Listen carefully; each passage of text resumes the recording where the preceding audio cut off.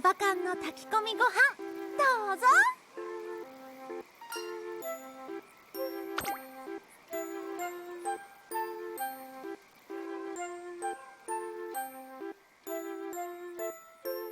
いい匂いだね。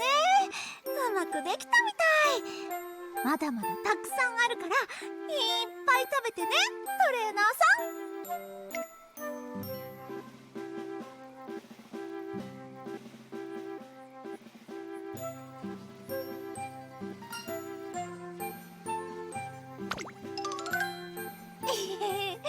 ありがとう。小さい頃からお父さんとお母さんがいろいろ教えてくれたんだ。2人ともとってもお料理が上手なんだよ。お鍋やスープは甘い出汁がたっぷり出てて美味しくって、ハンバーグや唐揚げはすっごくジューシーなの。2人の料理を食べるとね、みんながニコニコするの。それってすごいことだよね。だから私もお父さんやお母さんが作ったお料理みたいにみんなをニコニコにできるウマ娘になりたいんだ。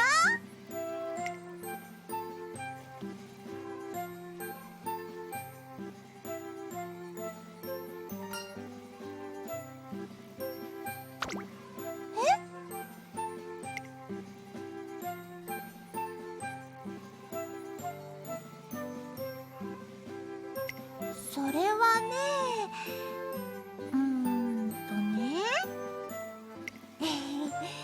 私ね、昔はちゃんこ鍋になりたかったんだよね。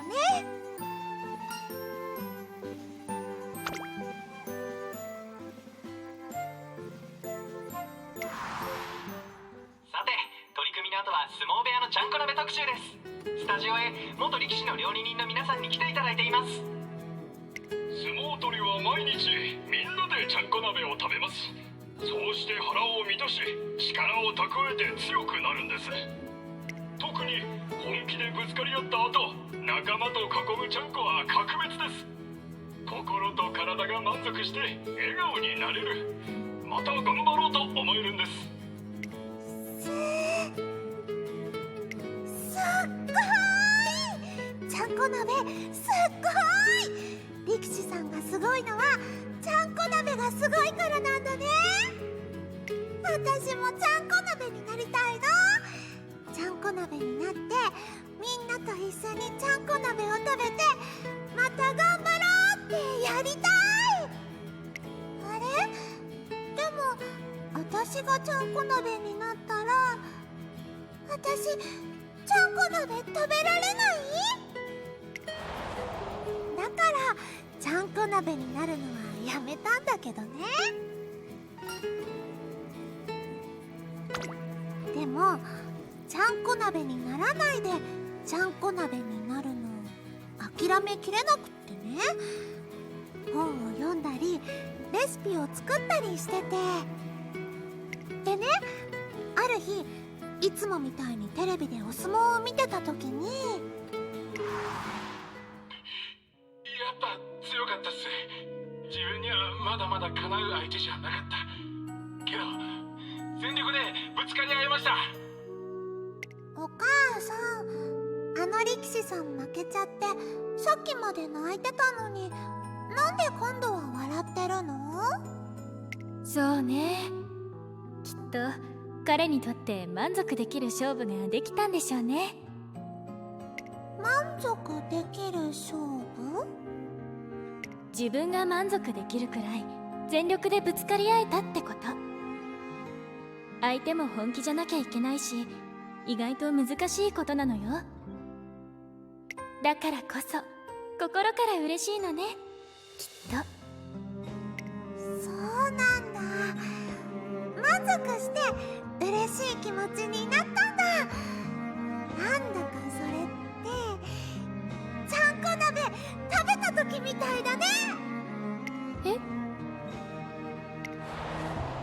それでね、私も誰かと全力で戦うことができればちゃんこ鍋になれるんじゃないかなって思ったの。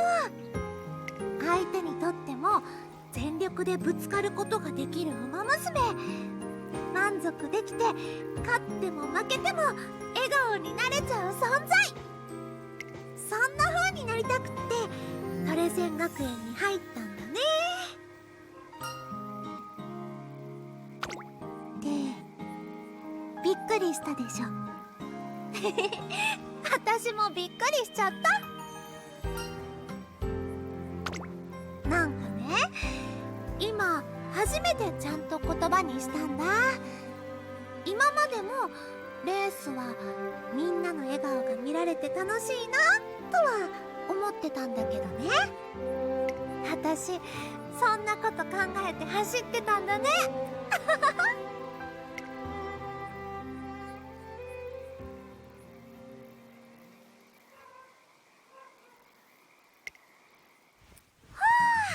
やっと学園に着いたね。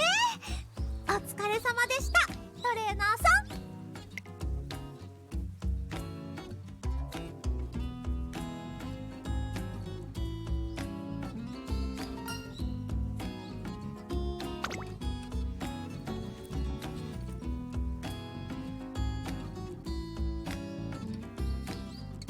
私は今日模擬レースあるけど、トレーナーさんはゆっくり休んでて大丈夫だからね。